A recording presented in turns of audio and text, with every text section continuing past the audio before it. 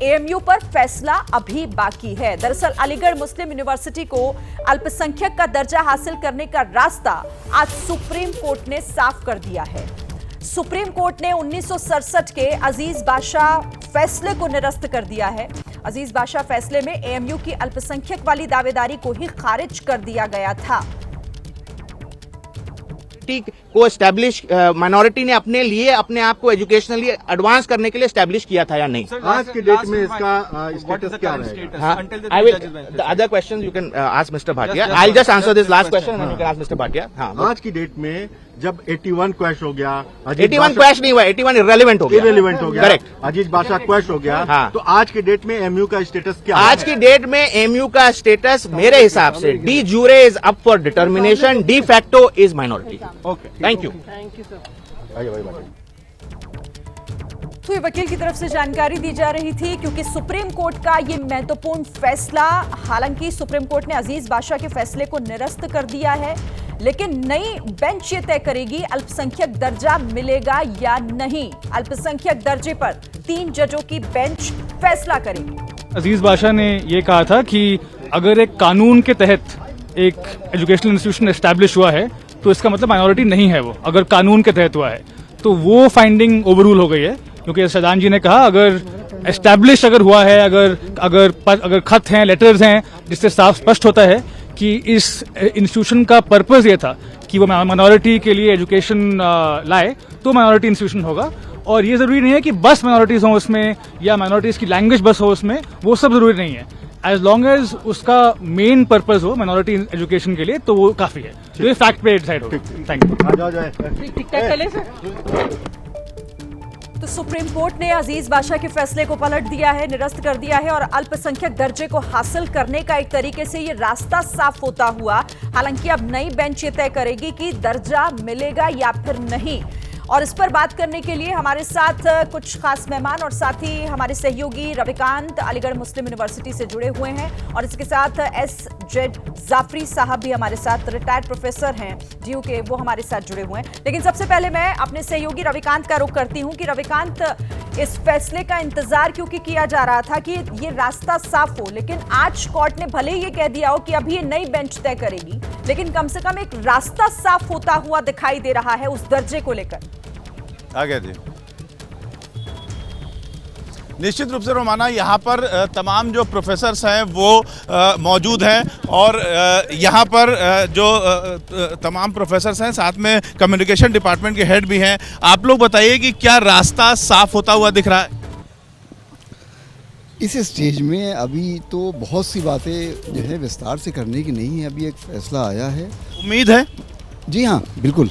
क्या कैसे देखते हैं प्रोफेसर साहब आप लोग? नहीं, हमारे डिसीजन बहुत, हम लोगों ने सबको वेलकम किया। सुप्रीम कोर्ट के जितने भी डिसीजन होते हैं उसको सबको वेलकम करना चाहिए। ये भी डिसीजन जो है हमारे में लगता है कि बहुत से रास्ते हमारे लिए निकलेंगे, और जो यूनिवर्सिटी जिस रास्ते पे चल रही थी इंटरनल एक्सटर्नल के, और जो रिजर्वेशन था, उस सब पे फैसला, अभी जब पूरा फैसला आएगा तब हम लोग उस पर ध्यान देंगे और उसको पूरी लीगल हमारी टीम उसको देखेगी। लेकिन हमें लग रहा है कि ये कोई रास्ता हमारे लिए निकला है। आज के फैसले पर लगातार यहाँ पर मिठाइयाँ बंट रही हैं। जो 3 जजों की बेंच है, उसके फैसले को लेकर भी आप लोगों को उम्मीद है? देखिए, ऐसा कि फैसला जो है अभी चीफ जस्टिस ऑफ इंडिया ने सुप्रीम कोर्ट में कुछ देर पहले फैसला पढ़ा है, उसका ऑपरेशनल पार्ट पढ़ा है। तो ठीक है, बच्चे हैं, कुछ एक्साइट हो सकते हैं वो, लेकिन हम लोग जो टीचर्स हैं, यहाँ के जो सीनियर फैकल्टी मेंबर्स हैं या एडमिनिस्ट्रेशन के लोग हैं, हम सब कुछ समझ में आ रहा है कि भाई फैसला एक लंबा चौड़ा फैसला है, उसकी डिसेंटिंग ओपिनियंस भी हैं, उन सब चीज़ों को हम पढ़ेंगे और फिर देखेंगे कि क्या उसमें क्या चीज़ें हैं और उसके हिसाब से आगे काम किया। खातून जी हमारे साथ में, मैं सुप्रीम कोर्ट में आप लोग सब लोग आए थे यही मांग करते हुए स्टेटस क्लियर हो, लेकिन स्टेटस तो अभी भी क्लियर नहीं हो पाया। हाँ, अभी भी नहीं। Just wait for the we will to be uploaded on the website. Just wait for judgment to be uploaded. We will go through the judgment and we will consult our lawyers. Then we will take the on legal team of lawyers. We will consult them. Then only we will be in a position to speak something on that. जब आप भी जो है supreme court पहुंचे थे तो कुछ ना कुछ एक उम्मीद तो जरूर होगी ना कि स्टेटस क्लियर हो जाए। हमारी उम्मीद पे पूरा सुप्रीम कोर्ट खरा उतरा है जी, सारे इंडीसिया बता दिए हैं, बस कहना रह गया, वो अगली जजमेंट में हो जाएगा। 3 जजों की बेंच अब इस मामले की सुनवाई करेगी। We honor the judgment of the Supreme Court. Obviously, the highest court that to a 7-judge bench. So we honor that. That's all. Sir और मैम आप दोनों लोगों से ही सवाल यही है कि जो सुप्रीम कोर्ट ने के सामने मुद्दा आया था यही था कि ये माइनॉरिटी इंस्टीट्यूशन है या नहीं है, वो तो 3 जजों की बेंच तय करेगी। तो ऐसे में अभी तक वहाँ पर जो एडमिशन की प्रक्रिया चल रही थी, जैसे आप लोग कर रहे थे, क्या प्रक्रिया थी, कैसे था? स्टेटस को है, जो भी एडमिशन प्रोसेस था वो चलता रहेगा। कैसे चला था सर? कोई चेंज, उस पर डिटेल अभी आपके पास है। It's not time to give detail about the what admission process अभी तक चल रहा था वैसे ही चलता रहेगा। स्टेटस को हमारा मेंटेन्ड है जी। और अब जो है सुप्रीम कोर्ट की 3 जजों की बेंच पर फिर से आप लोगों की निगाहें, देखते हैं क्या होता है।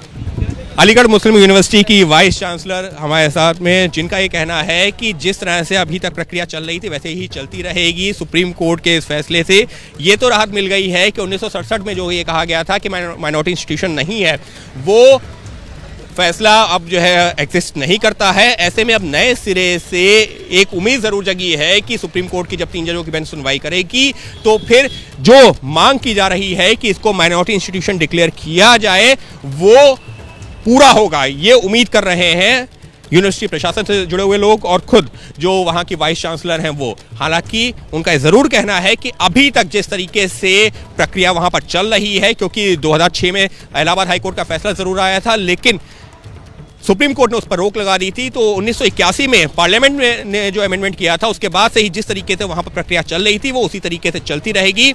यानी कुल मिलाकर आज की तारीख में कुछ नहीं बदला है अलीगढ़ मुस्लिम यूनिवर्सिटी को लेकर के। वहां पर जिस तरीके से पिछले 2-3 दशकों के दौरान से देखिए जिस तरीके से एएमयू की वीसी नईमा खातून को भी आपके जरिए हमने सुना और वो साफ तौर पर ये कहते हुए कि अभी हम विस्तार से इस फैसले को देखेंगे और देखेंगे कि आखिर कोर्ट ने क्या कुछ कहा है। लेकिन नई बेंच को अब ये मामला नई बेंच दिखेगी, दर्जा क्या होगा, होना चाहिए अल्पसंख्यक दर्जा या फिर नहीं, ये सब कुछ अब नई बेंच तय करेगी। लेकिन जो फैसला 1967 में आया था उस फैसले को बदल दिया गया है, पलट दिया गया है और यही एक उम्मीद बढ़ा रहा है।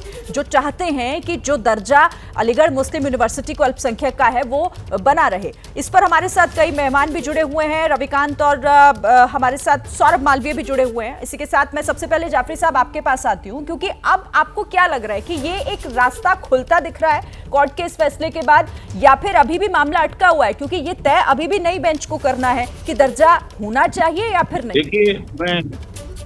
देखिए मैं भी आपकी बात से सहमत हूँ कि अभी पूरा फैसला नहीं आया है, लेकिन कोर्ट ने 2 जो रोड़े जो थे उनको हटा दिए हैं। एक रोड़ा था अजीज बादशाह का केस, उसमें हमेशा उसको रेफर किया गया है और वो चीज़ खत्म हो गई आज। और दूसरी जो बहुत अहम बात कही सुप्रीम कोर्ट ने कि ये जो 3 जजेस की बेंच है उसके लिए पैरामीटर तय कर दिए हैं।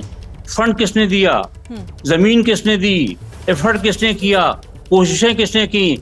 तो अब जो 3 जजेस की बेंच है वो इन पैरामीटर्स के अंदर रह करके फैसला करेगी। मैं आपको एक मिसाल दूं कि जो 20 लाख का कॉर्पस फंड जमा करना था एएमयू को एक्ट हासिल करने के लिए, उसके लिए मुस्लिम औरतों ने अपने जेवरात बेचे थे, मुसलमान लीडरों ने अपनी भीखें मांगी थी और इस तरीके से 20 लाख रुपए जमा हुए थे। और इवन जो कांग्रेस पार्टी के मौलाना आजाद थे, he was so much anti opposed to that, उन्होंने बल्कान वार के पीरियड में ऐसे खतरनाक आर्टिकल लिखे हैं अल हिलाल और बलाग में कि कम्बख्त यूनिवर्सिटी किस काम आएगी। मुसलमानों को चाहिए कि जो फंड जमा हो चुका है वो बल्कान के जंग में भेज दें, वो तुर्की की मदद करें बैठ करके। जब देश आज़ाद हो जाएगा, और गांधी जी ने हमसे वादा किया है कि हम ऐसी 4 यूनिवर्सिटियाँ बनवा देंगे, तो वो इतना चाहते थे कि जो कॉर्पस फंड है जो इकट्ठा किया मुसलमानों ने अपने एफर्ट से, मस्जिदों में भीख मांग करके, औरतों ने जेवरात दे करके, लोगों ने अपने पैसे दे करके, उस फंड को किसी तरह चाहते थे मौलाना आजाद कि वो चला जाए बल्कान के युद्ध के लिए, तुर्कों की मदद के लिए। ऐसे ऐसे मज़ामीन लिखे हैं कि कब्रस में जो तुर्की फौजी हैं इसके लिए एक इंतजार भी लंबा हुआ है, एक लड़ाई भी लंबी लड़ी गई है। लेकिन आज सुप्रीम कोर्ट के इस फैसले ने एक उम्मीद जगाई है, बढ़ाई है नई बेंच को ये मामला जिस तरीके से अब दिया गया है। आप रहिएगा सर हमारे साथ, और भी मुद्दों पर हम बात करेंगे।